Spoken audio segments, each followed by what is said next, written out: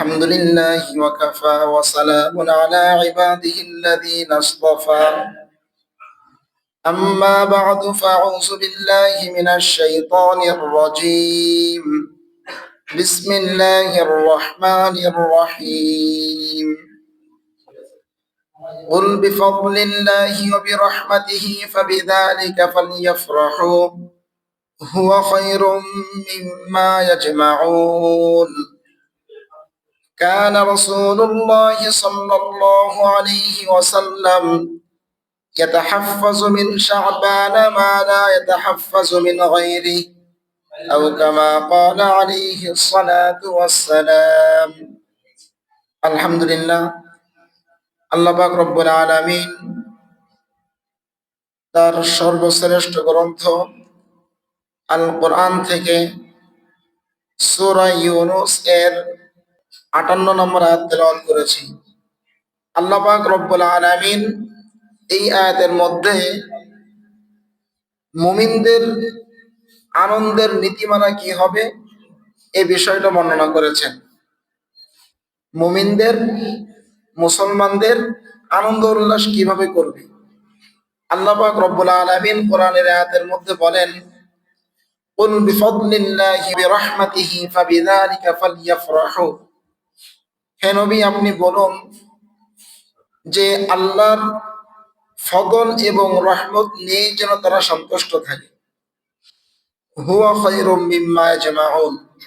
তারা পার্থিব জগতে যত কিছুই অর্জন করছে, পুঁজিভূত করে রাখছে, সব কিছুর থেকেও আমি আল্লাহ রাব্বুল আলামিন যে বিধান দিয়েছি এই বিধান ওই পার্থিব জীবনে অন্যান্য সব সম্পদ জমা করার থেকেও বেশি উত্তম বা শ্রেয়।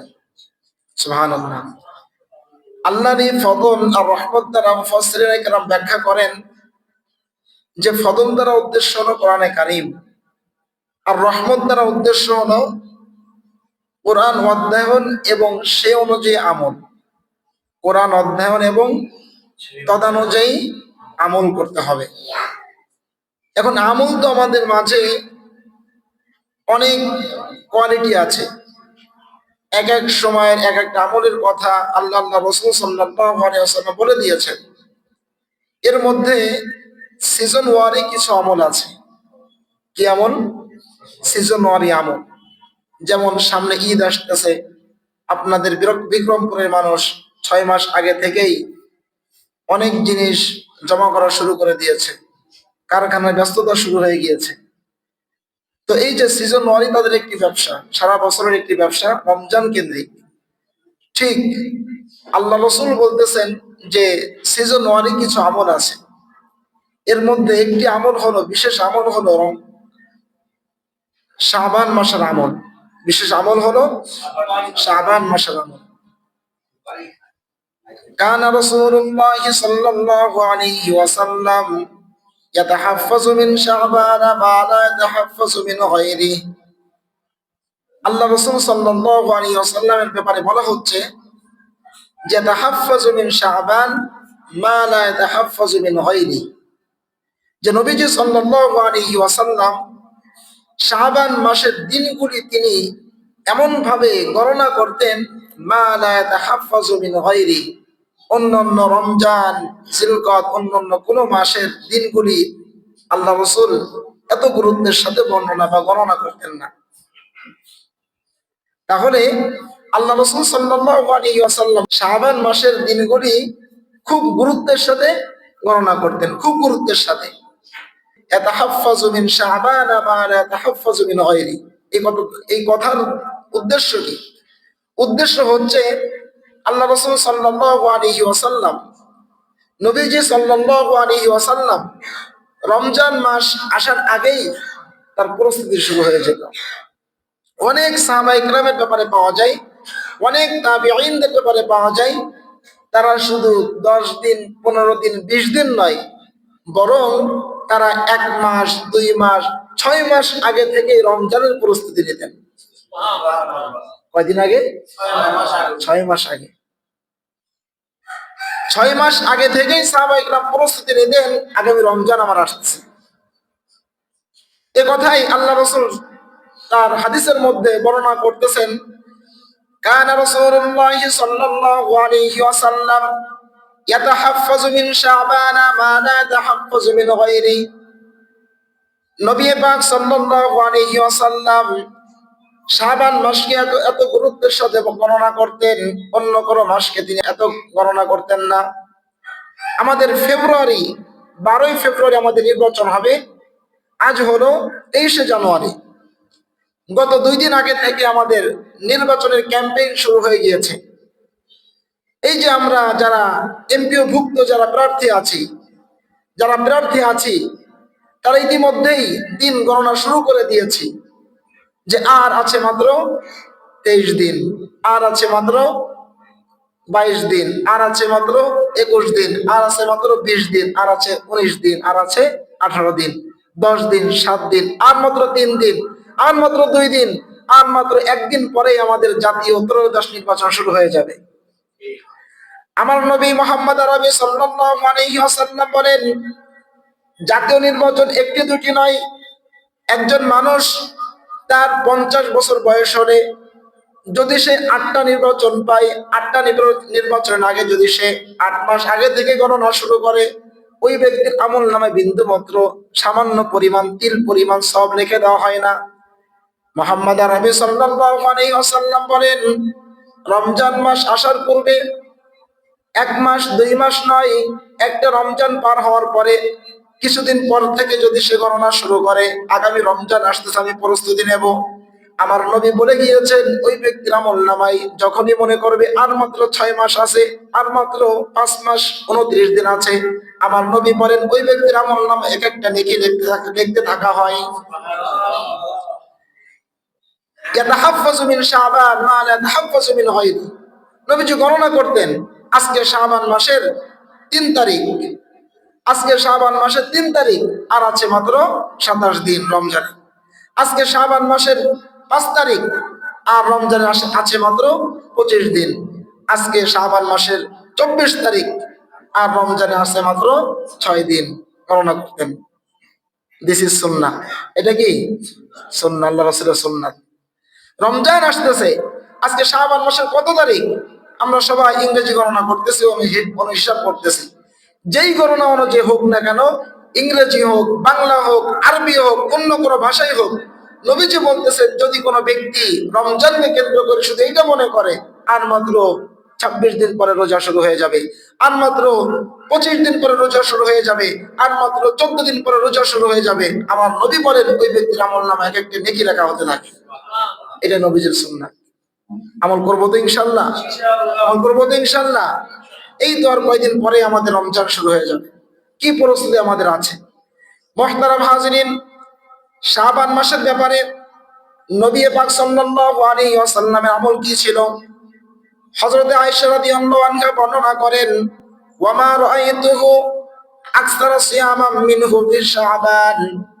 আম্মা জান হযরত আয়েশা রাদিয়াল্লাহু আনহা বর্ণনা করতেছেন, আমি নবী কারীম সাল্লাল্লাহু আলাইহি ওয়াসাল্লামকে দেখেছি, ওয়া মা রাআইতুহু, আমি তাকে দেখেছি, আকসারা সিয়ামাম মিনহু ফি শাবান, শাবান মাসে যে পরিমাণে রোজা রেখেছেন অন্য কোন মাসে এত পরিমাণ রোজা রাখেন নাই। পুরো রমজান মাস তিনি রোজা রেখেছেন। রমজান মাস ছাড়া অন্য 11 মাসের মধ্যে এত পরিমাণ রোজা তিনি শাবান মাসে রাখতেন, আর অন্য কোন মাসে আমি নবীজিকে দেখি নাই শাবান মাসের চেয়েও বেশি রোজা তিনি রেখেছেন। মুহতারাম হাজিরিন, হযরত আয়েশা রাদিয়াল্লাহু আনহা বলেন, কানা আহাব্বুশ শুহুরি ইলা রাসূলিল্লাহি সাল্লাল্লাহু আলাইহি ওয়াসাল্লাম আইয়াসুমাহু শাবান। আল্লাহ রাসূল সাল্লাল্লাহু আলাইহি ওয়াসাল্লামের কাছে অন্যান্য মাসগুলির থেকে বেশি পরিমাণে রোজা রাখা প্রিয় ছিল এই শাবান মাসের মধ্যে। কোন মাসের মধ্যে? এর অর্থ আবার এটা নয় রমজানের থেকে ফায়দা বেশি। রমজানটা তো ফরজ, কিন্তু শাবান মাসের ফজিলত বর্ণনা করতে গিয়ে আম্মা জান আয়েশা রাদিয়াল্লাহু আনহা বলেন যে আহাব্বুশ শুহুরি ইলা রাসূলিল্লাহি সাল্লাল্লাহু আলাইহি ওয়াসাল্লাম আইয়াসুমা শাবান, যে শাবান মাসে রোজা রাখাকে নবীজির কাছে বেশি প্রিয় ছিল অন্যান্য মাসগুলির থেকে। রোজা রাখবো তো ইনশাআল্লাহ? কেন তিনি এই রোজা রাখতেন? কেন তিনি এই রোজা রাখতেন? অন্যান্য হাদিসের মধ্যে আল্লাহ রাসূল সাল্লাল্লাহু আলাইহি ওয়াসাল্লাম বলেন, তার একজন ঘনিষ্ঠ খাদেম ছিলেন। খাদেমের নাম হলো ওসামা বিন জায়েদ রাদিয়াল্লাহু আনহু। ওসামা বিন জায়েদ রাদিয়াল্লাহু আনহু। খাদেম মানে কি? যে আল্লাহ রাসূল সাল্লাল্লাহু আলাইহি ওয়াসাল্লাম পাশে থাকতেন। কোনো বিনিময় নাই, কিন্তু কি নাই? কোনো বিনিময় নাই। এই যত দুনিয়াবি আমরা যত নেতা যাদেরকে আমরা দেখছি, বিনিময় ছাড়া পাশে এক মিনিটও থাকবে? কথা বলে না। মাসিক ভাতা দিয়ে রাখা হয়, মাসিক ভাতা দিয়ে রাখা হয়। দৈনিক কার্যক্রমের অতিরিক্ত যদি ওই সেবক যদি কাজ করে, বলে এর বিনিময় আমাকে দিতে হবে। কিন্তু নবীজির পাশে, ওলামায়ে কেরামের পাশে যারা থাকে, তারা শুধুমাত্র কি বিনিময় না, বরং যারা থাকে তারা আরো হুজুরদের দেয়। এটা আল্লাহ রাসূলের কি একটা সুন্নাহ। তো ওসামা বিন যায়েদ রাদিয়াল্লাহু আনহুকে তার মা আল্লাহ রাসূলকে দিয়ে গিয়েছিলেন, হে নবী, আপনি আমার সন্তানকে রাখেন, আপনার পাশে রাখেন, আপনার খেদমত নেন। এই সে ওসামা বিন যায়েদ রাদিয়াল্লাহু আনহু খুবই একজন আল্লাহ রাসূলের ঘনিষ্ঠ ব্যক্তি ছিলেন। উনি বলতেছেন, ওয়ালাম আরাকা তাসুমু মিন শাহরিন মিনাশ শুহুরি মা তাসুমু শাবান। হে নবীজি, আমি যে আপনাকে রোজা রাখতে দেখছি, এই পরিমাণ রোজা তো আমি আপনাকে অন্য কোনো মাসে রাখতে দেখি না। এই মাসে এত ফজিলত আপনি কি পেয়েছেন? এই মাসের মধ্যে কি আছে? সামনে রমজান মাস, রমজান মাসের ফজিলতের কথা কোরআন এবং নবীর হাদিসের মধ্যে অনেক বর্ণিত হয়েছে। আপনি ওই মাসে তো রোজা রাখেন, ঠিক আছে, আর বাকি যে 11 মাস আছে, 11 মাসের মধ্যে আপনি শাবান মাসে এত রোজা রাখেন, এত আমল করেন, কারণটা কোথায়? আমার নবী মুহাম্মদ আরবি সাল্লাল্লাহু আলাইহি ওয়াসাল্লাম বলতেছেন, আমি তো এই মাসে এই জন্য রোজা রাখি, ফুলুন্নাস আনহু বাইনা রজব ওয়া রমাদান। এই মাস সম্পর্কে মানুষ গাফেল থাকে। এই শাবান মাসটা হলো রমজান এবং রজব মাসের মাঝামাঝি একটি মাস। এই মাসে মানুষ গাফেল থাকে, উদাসীন থাকে, তারা বিভিন্ন কাজে কর্মব্যস্ত থাকে। অথচ নবীজি সাল্লাল্লাহু আলাইহি ওয়াসাল্লাম বলেন, ওয়া হুয়া শাহরুন তুরফাউ ফীহি আল-আমাল। এই শাবান মাস এমন ফজিলতের মাস, এই মাসের মধ্যে মানুষের আমল ইলা রাব্বিল আলামিন, আমার রব আল্লাহ পাক রব্বুল আলামিনের কাছে পাঠানো হয়ে থাকে। প্রত্যেকটা মানুষের আমল, সারা বছর কি আমল করেছে, কতটুকু কয়েক নামাজ পড়েছে, কত টাকা সদকা করেছে, কতটুকু আমল করেছে, কয়বার সুবহানাল্লাহ আলহামদুলিল্লাহ পড়েছে, একজন মানুষের সঙ্গে কতটুকু ভালো আচরণ করেছে, সমস্ত সারা বছরের টোটাল একটি প্যাকেজ আমার আল্লাহ পাক রব্বুল আলামিনের কাছে উত্থাপন করা হয়। নবী পাক সাল্লাল্লাহু আলাইহি ওয়াসাল্লাম বলেন, ফাআহাব্বা ইউরফা আমালি ওয়া আনা সাইমুন। আমি তো এটা পছন্দ করি, এই মাসে যেহেতু আমার আমলটি আল্লাহ পাক রব্বুল আলামিনের কাছে পৌঁছানো হবে, আমার রব আল্লাহ পাক রব্বুল আলামিনের সামনে আমার সারা বছরের আমল পেশ করা হবে, আমি চাই, আমি পছন্দ করি আমার আমলকে এমন ভাবে উত্থাপন করা হোক, এমন ভাবে আল্লাহ পাক রব্বুল আলামিনের সামনে পেশ করা হোক, ওয়া আনা সাইমুন, যে অবস্থায় আমি নবী মুহাম্মদ আরবি সাল্লাল্লাহু আলাইহি ওয়াসাল্লাম রোজা আছি। আমি রোজা আছি, এই রোজাদার অবস্থায় আমার আমলকে আল্লাহ পাক রব্বুল আলামিনের সামনে পেশ করা হোক। কে বলতেন? আল্লাহ রাসূল সাল্লাল্লাহু আলাইহি ওয়াসাল্লাম বলতেন। অন্যান্য মাস ঠিক আছে, অন্যান্য বছর ঠিক আছে, অন্যান্য সময় ঠিক আছে, কিন্তু এই শাবান মাসের মধ্যে একটা বান্দা আর একজন মানুষের পুরা বছরে কতটুকু আমল করেছে, কি আমল করেছে, এই আমল আল্লাহর সামনে পেশ করা হয়। আমি নবী চাচ্ছি আমার আমলটি যেন আল্লাহর সামনে এই অবস্থায় পেশ করা হয়, যে অবস্থায় আমি রোজা আছি। এই জন্য আল্লাহ রাসূল বেশি বেশি রোজা রাখতেন। এই জন্য আল্লাহ রাসূল বেশি বেশি রোজা রাখতেন। মুহতারাম হাজিরিন, অন্যান্য হাদিসের মধ্যে পাওয়া যায়, বান্দার আমল, দিনের আমল রাতে পেশ করা হয় আল্লাহর সামনে, আর রাতের আমল দিনে আল্লাহর সামনে পেশ করা হয়, প্রত্যেকটা বান্দার আমল। এবং প্রতি সপ্তাহের সোমবার এবং বৃহস্পতিবার সারা সপ্তাহের আমল আল্লাহর সামনে পেশ করা হয়। এই হাদিসের মধ্যে মুহাম্মদ আরবি সাল্লাল্লাহু আলাইহি ওয়াসাল্লাম বলেন, শাবান মাস হলো এমন ফজিলতের মাস, যে মাসে পুরা 11 মাসের আমল, বান্দার পুরা 11 মাসের আমল আল্লাহর সামনে পেশ করা হয়। এই জন্য বেশি বেশি রোজা রাখি। এই জন্য শাবান মাসে আমরা একদিনও রোজা রাখবো না। শাবান মাসে একদিনও রোজা রাখবো না। রাখবো? আরো কিন্তু বাকি আছে এখনো। আজকে মাত্র 4-5 দিন হয়েছে, এখনো পর্যন্ত কি আছে? শাবান মাসে প্রায় 24-25 দিন বাকি আছে। যে কয়দিন আছে এই কয়দিন তো আমরা চেষ্টা করি যে আল্লাহ পাক রব্বুল আলামিনের সবচেয়ে আল্লাহর কাছে প্রিয় হলো রোজা। এই রোজা রেখে আল্লাহর নবীর সুন্নাহকে আমরা জিন্দা করবো তো ইনশাআল্লাহ। আপনি কোনোদিন রাখেন নাই, জীবনে কোনোদিন আপনি শাবান মাসে রোজা রাখেন নাই, কোনোদিন আপনি শাবান রোজা রাখেন নাই, অন্তত পক্ষে আজকের জুমার বয়ান শুনে একটা হলেও আমরা কে কে রোজা রাখবো? হাত ধরে দেখাই তো ইনশাআল্লাহ। একটা হলেও এই সুন্নাহর আমল করবো কে কে ইনশাআল্লাহ। আল্লাহ পাক রব্বুল আলামিন আপনাদের কবুল করেন। যে কয়দিন আছে একটা পারি, শারীরিক অবস্থা যাদের ভালো আছে একটা পারি, দুইটা পারি, তিনটা পারি, চারটা পারি, পাঁচটা পারি, আমরা রোজা রাখতে থাকি ইনশাআল্লাহ। তবে যে কয়দিন রোজা রাখবো রমজান মাস শুরু হওয়ার 2 থেকে 3 দিন আগে আমরা রোজা রাখা ছেড়ে দিব। এটা হাদিসের কথা। কেন? সামনে রমজান আসতেছে, এই রোজার গুরুত্ব দেওয়ার জন্য আল্লাহ রাসূল বলেন রমজানের 2-3 দিন আগে থেকে তুমি রোজা রাখা ছেড়ে দাও, বন্ধ করে দাও। এর আগে যতবার রোজা রাখো। এইখানে আরেকটি সবচেয়ে গুরুত্বপূর্ণ যে বিষয়টা, হযরত আম্মা জান আয়েশা রাদিয়াল্লাহু আনহা বলেন যে শাবান মাসে পুরুষরা তো রোজা রাখতো ঠিক আছে, কিন্তু অনেক মা বোনরা এই মাসে রোজা রাখতেন। কেন রাখতেন? যে রমজান মাস কেন্দ্রিক অনেক মা বোনদের একটি মান্থলি মাসিক একটি অসুস্থতা আছে। এই অসুস্থতার কারণে তাদের 4টা 5টা 6টা 7টা রোজা ছুটে যায়। এই রোজাগুলি তারা কখন পূর্ণ করবেন? আল্লাহ রাসূলের সুন্নাহ হলো আগামী রমজান আসার পূর্বেই শাবান মাসের মধ্যে এই তোমার কাজা রোজাগুলি তুমি পূর্ণ করে নাও। এটা একটা সুন্নাহ। এই জন্য বাড়িতে আমাদের আমাদের যেসব মা বোনরা আছে আমরা এখান থেকে বয়ান শুনে নিজে তো আমল করবো ইনশাআল্লাহ সুন্নাহের উপরে। আর মা বোনরা যারা আছে তাদেরকে আমরা সতর্ক করব, আগামী রমজান আসতেছে, রমজান আসার পূর্বেই তোমার গত বছরের যে কাজা রোজাগুলি আছে এইগুলো তুমি শাবান মাসে পূর্ণ করে নেবে ইনশাআল্লাহ। তাদেরকে জানাবো ইনশাআল্লাহ। আল্লাহ পাক তৌফিক দান করেন। মুহতারাম হাজিরিন, আল্লাহ রাসূল সাল্লাল্লাহু আলাইহি ওয়াসাল্লাম একটি হাদিসের মধ্যে চমৎকার কথা বলেছেন, ইন্নাল্লাহা তাআলা ইউহিব্বু ইযা আমালা আহাদিকুম আমালান আন ইউতকিনাহু। আল্লাহ রাসূল সাল্লাল্লাহু আলাইহি ওয়াসাল্লাম ইরশাদ করেন, আল্লাহ পাক রব্বুল আলামিনের কাছে তোমাদের মধ্যে ওই ব্যক্তির আমল সবচেয়ে প্রিয়, আইয়ুতকিনাহু, যে ব্যক্তি যথাযথ আমল করে, যে ব্যক্তি যথাযথ আমল করে। যে এমনই করতেছে সে 50 রাকাত নফল নামাজ পড়ে না, 50 রাকাতের পরিবর্তে 4 রাকাত পড়ে, কিন্তু 4 রাকাত গুরুত্বের সাথে মনোযোগ দিয়ে পড়ে।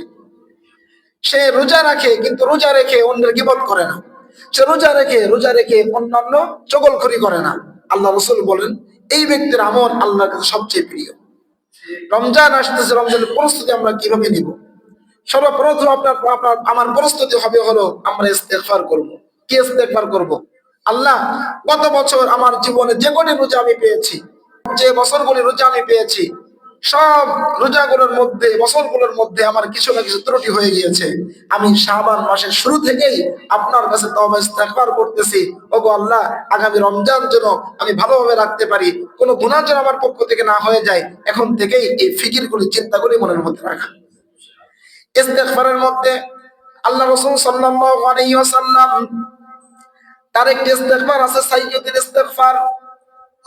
ইস্তেগফারের ব্যাপারে আল্লাহ রাসূল সাল্লাল্লাহু আলাইহি ওয়াসাল্লাম সাইয়্যিদুল ইস্তেগফারের ব্যাপারে যে ফজিলতের কথা তিনি বলেছেন, আল্লাহ রাসূল সাল্লাল্লাহু আলাইহি ওয়াসাল্লাম বলেন এই সাইয়্যিদুল ইস্তেগফার এমন একটি আমল, এই আমলটি যদি কেউ সকালে করে থাকে, সকালে যদি সাইয়্যিদুল ইস্তেগফার পড়ে থাকে, ওই ব্যক্তি যদি সন্ধ্যার পূর্বে ইন্তেকাল করে মারা যায়, আমার নবী মুহাম্মদ আরবি সাল্লাল্লাহু আলাইহি ওয়াসাল্লাম বলেন ওই ব্যক্তি জান্নাতে চলে যাবে। ঠিক একই ইস্তেগফার সাইয়্যিদুল ইস্তেগফার যদি কেউ সন্ধ্যায় পড়ে থাকে, আমল করে থাকে, ফজর আসার পূর্বে যদি ওই ব্যক্তির ইন্তেকাল হয়ে যায়, নবীজি বলেন ওই ব্যক্তি জান্নাতে প্রবেশ করবে। সাইয়্যিদুল ইস্তেগফারটা হলো আল্লাহুম্মা আনতা রাব্বি লা ইলাহা ইল্লা আনতা খালাকতানি ওয়া আনা আবদুকা ওয়া আনা আলা আহদিকা ওয়া ওয়া'দিকা মাস্তাতা'তু আউযু বিকা মিন শাররি মা সানা'তু আবুউ লাকা বিনি'মাতিকা আলাইয়া ওয়া আবুউ লাকা বিযানবি ফাগফির লি ফাইন্নাহু লা ইয়াগফিরুয যুনুবা ইল্লা আনতা। এই ইস্তেগফার অর্থ হলো আল্লাহুম্মা আনতা রাব্বি, ওগো আল্লাহ আপনি আমার রব, লা ইলাহা ইল্লা আনতা, আপনি ছাড়া কোনো ইলাহ নাই, কোনো মাবুদ নাই, ওয়া আনা আবদুকা, আমি আপনার গোলাম, আমি আপনার গোলাম, ওয়া আনা আলা আহদিকা ওয়া ওয়া'দিকা মাস্তাতা'তু, আপনার পক্ষ থেকে যে প্রতিশ্রুতি দেওয়া হয়েছে, যে ওয়াদা করা হয়েছে আমি আমার সাধ্য মতো ওই ওয়াদাগুলি পালন করার চেষ্টা করব। কত সুন্দর কথা। আউযু বিকা মিন শাররি মা সানাতু, আপনার পক্ষ থেকে আসা নিয়ামতের মধ্যে আমি যতটুকু ভুল করে ফেলেছি এই ভুলের জন্য আমি আপনার কাছে আশ্রয় চাচ্ছি। ওয়া আবুউ লাকা বিনিআমাতিকা আলাইয়া, আমার উপরে আপনার পক্ষ থেকে যে নিয়ামত এসেছে এই নিয়ামতেরকে আমি স্বীকার করছি। ওয়া আবুউ লাকা বিযানবি, এবং আমি যে গুনাহ করে ফেলেছি গুনাহটাকে আপনার সামনে স্বীকার করছি। ফাগফিরনি ফাইন্নাহু লা ইয়াগফিরুয যুনুবা ইল্লা আনতা, আপনি আমার গুনাহগুলিকে মাফ করে দেন, আপনি ছাড়া তো আমার গুনাহগুলি মাফ করার কোনো ব্যক্তি নাই, কোনো ইলাহ নাই। কত সুন্দর কথা। আমি আপনার গোলাম, আপনার প্রতিশ্রুতি আমি সাধ্যমতো আদায় করার পালন করার চেষ্টা করছি, আপনার নিয়ামতকে স্বীকার করছি, আমার গুনাহকে স্বীকার করছি, আপনি আমাকে ক্ষমা করে দেন। ইস্তেগফার করতে হবে, ইস্তেগফার করতে হবে, ইস্তেগফার করতে হবে। রমজান আসতেছে, রমজান পাইলাম, রমজানে কোনো প্রস্তুতি আমরা নিলাম না, এটা কিভাবে হয় ভাই? অথচ হাদিসের মধ্যে এসেছে রমজান তুমি পেয়েছো, গুনাহ মাফ করাতে পারো নাই, আর আল্লাহ রাসূল বলতেছে ওই ব্যক্তি ধ্বংস হয়ে যায়। চিন্তা করেন তো, সাহাবায়ে কেরাম রাদিয়াল্লাহু আনহুম আজমাইন যারা ছিল, একটা দুইটা তিনটা চারটা পাঁচটা রমজান পেয়েছে, আর আমরা জন্মসূত্রে মুসলিম হওয়ার কারণে চারটা পাঁচটা ছয়টা নয়, 8টা 10টা 20টা 30টা 40টা 50 60 70টা রমজান পাচ্ছি। আমি আমার জীবনের গুনাহকে মাফ করাতে পারলাম না, কবর জগতে গিয়ে আল্লাহর সামনে কি জবাব দায়ের করবো আমরা? একটু ফিকির করি, রমজান আসতেছে, একটু ফিকির করি, রমজান সামনে আসতেছে, প্রত্যেক বছর আমি তো ইনকাম করি, প্রত্যেক বছর তো আমি এটা করি, সারা বছর আমি কাজে কর্মের মধ্যে কাটিয়ে দেই, সারা বছর আমি এটা করি, কমপক্ষে রমজান আসতেছে এখন থেকে একটু ফিকির করি, এই রমজানে অন্তত পক্ষে গত বছরের মধ্যে একটা রোজা আমি ছাড়বো না। গত বছর যে কারণে আমার একটা তারাবি ছুটে গিয়েছিল, এই বছরের জন্য ওই ব্যস্ততার কারণে তারাবি না ছুটে যায়, সেই চেষ্টা এখন থেকেই করা। গত বছর রোজা রেখে যে গুনাহটা করেছিলাম ওই গুনাহ যেন এবছর আমার রোজা রেখে না হয়ে যায়, এখন থেকে ফিকিরগুলি করতে থাকি। এটাই কি রমজানের প্রস্তুতি? শাবান মাসে বেশি বেশি রোজা রাখি, বেশি বেশি আমল করতে থাকি। আল্লাহ রাসূল সাল্লাল্লাহু আলাইহি ওয়াসাল্লাম রমজানের 2 মাস আগে একটি দোয়া বলে দিয়েছেন, আল্লাহুম্মা বারিক লানা ফি রজব ওয়া শাবান ওয়া বাল্লিগনা রমাদান। ওগো আল্লাহ, আপনি রজব এবং শাবান মাসের মধ্যে বরকত দান করেন, ওয়া বাল্লিগনা রমাদান, আপনি আমাদেরকে রমজানে পৌঁছে দেন, রমজানে। আচ্ছা বলেন তো, এখানে কি আল্লাহ রাসূল বলেছেন আল্লাহ আমার একটি মেয়ে আছে বা একটা ছেলে আছে, ছেলের বিয়ে দেওয়ার পরে পুত্রবধূ না দেখে আপনি আমাদেরকে ইন্তেকাল দিয়েন না? কি বলছেন? অবাল্লিগনা রমাদান, আপনি আমাকে রমজান পর্যন্ত পৌঁছে দেন। কেন? রমজান রোজাগুলির জন্য আমরা পাই, আমি পাই, রমজানের জন্য আমরা গুনাহগুলি মাফ করাতে পারি। আর আমাদের অবস্থা কি? একেবারে মুমূর্ষ অবস্থায় খাটে হসপিটালে শুয়ে আছে, একেবারে নড়াচড়া কোন রকম করতে পারতেছে, তখনও বলে হায় রে আল্লাহ, আমার জীবনে একটি আশার ভরসা ছিল, আমার একটি ছেলে সন্তান ছিল, নাতি নাতকুর ছিল, তার একটি বৌমা আসবে, পুত্রবধূ আসবে, আমার নাতি বৌমা হবে, আমি তার জীবনটা দেখে যেতে পারলাম না। হায় রে হায়। বাস্তব না বাস্তব? বাস্তব কথা, কথা বলতে পারতেছে না, আর হসপিটালের বেডে বসে দোয়া করতেছে আমি যেন পুত্রবধূর মুখ দেখে আমি যেন মরতে পারি। আল্লাহ রাসূল বলতেছে এই জন্য দোয়া করো না, বরং তুমি সামনে নেক আমল করার জন্য, সামনে বেশি বেশি আমল করার জন্য, নামাজ পড়ার জন্য আল্লাহর কাছে জীবন ভিক্ষা চেতে পারো। অবাল্লিগনা রমাদান, ওগো আল্লাহ, আপনি আমাকে রমজানের জন্য আমল করতে পারি বেশি বেশি, এই জন্য আপনি আমাকে রমজানে পৌঁছে দিন। মুহতারাম হাজিরিন, সর্বশেষ একটি আয়াতের অর্থ বলে আলোচনা শেষ করছি। আল্লাহ পাক রব্বুল আলামিন তার কোরআনের মধ্যে সূরাতুল আরাফের 179 নম্বর আয়াতের মধ্যে বলেন, ওয়ালাকাদ যারানা লিজাহান্নামা কাসীরাম মিনাল জিন্নি ওয়াল ইনস লাহুম কুলুবুন লা ইয়াফকাহুনা বিহা ওয়া লাহুম আ'য়ুনুন লা ইউবসিরুনা বিহা ওয়া লাহুম আযানুন লা ইয়াসমাউনা বিহা উলাইকা কাল আনআমি বাল হুম আযাল্লু উলাইকা হুমুল গাফিলুন। আল্লাহ পাক রব্বুল আলামিন বলতেছেন আমি কিছু মানুষ এবং জিনকে সৃষ্টি করেছি জাহান্নামের জন্য। লাহুম কুলুবুন লা ইয়াফকাহুনা বিহা, যাদের হৃদয় আছে কিন্তু হৃদয় দিয়ে অনুধাবন করে না। ওয়ালাহুম আ'য়ুনুন লা ইউবসিরুনা বিহা, যাদের আমি চোখ দিয়েছি চোখ দিয়ে দেখে না।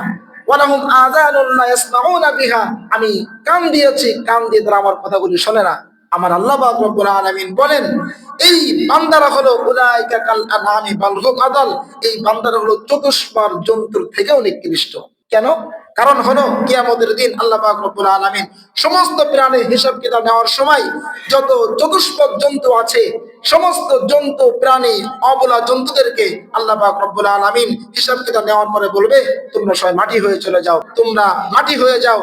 আর মানুষদেরকে বলবে তোমরা যারা গুনাহ করেছো, আমাকে অস্বীকার করেছো, নামাজ পড়ো নাই, রোজা রাখো নাই, যাকাত দাও নাই, সদকা করো নাই, তুমি ব্যক্তি ওই ব্যক্তির থেকে নিকৃষ্ট কেন? তুমি এখন চিরস্থায়ী জাহান্নামের মধ্যে চলে যাও। তখন ওই ব্যক্তি বলবে ওগো আল্লাহ, আমি জাহান্নামে যেতে চাই না, আপনি আমাকে মাটি বানিয়ে দেন, তবু জাহান্নামে দিয়েন না। এই মানুষ বলবে তখন, কিন্তু মানুষকে কি মাটি বানিয়ে দেওয়া হবে? প্রত্যেকটা মানুষের গন্ডায় গন্ডায় হিসাব নেওয়া হবে, তুমি তোমার 54 বছর জিন্দেগি কোন পথে ব্যয় করেছো। এ কথাই মুফাসসিরিন কেরাম এই কোরআনের আয়াতের মধ্যে ব্যাখ্যা বলেন ইনদাল্লাহি আসুমুল বুকমুল লাযিনা লা ইয়াকিলুন, ওই ব্যক্তিরা হলো সবচেয়ে নিকৃষ্ট যে ব্যক্তিরা নামাজ পেয়েছে, রোজা পেয়েছে, আমল পেয়েছে, কিন্তু জীবনে কোনোদিন আমল করে নাই। আমল করে নাই। প্রত্যেকটা জন্তু, কুকুর, শিয়াল, কুত্তা, বিড়াল, বেজি যা আছে, ইঁদুর, তারা সকালে ঘুম থেকে উঠে আল্লাহর কাছে দোয়া করতে থাকে, আল্লাহ আমি চোখ খুলবো, এই চোখ খোলার সঙ্গে সঙ্গে যেন কোনো বেনামাজি আমার সামনে না পড়ে। আল্লাহ পাক রব্বুল আলামিন আমাদেরকে শাবান মাস থেকে রমজানের প্রস্তুতি নেওয়ার তৌফিক দান করেন। ওয়া মা আলাইনা ইল্লাল বালাগ। আসসালামু আলাইকুম ওয়া রাহমাতুল্লাহ।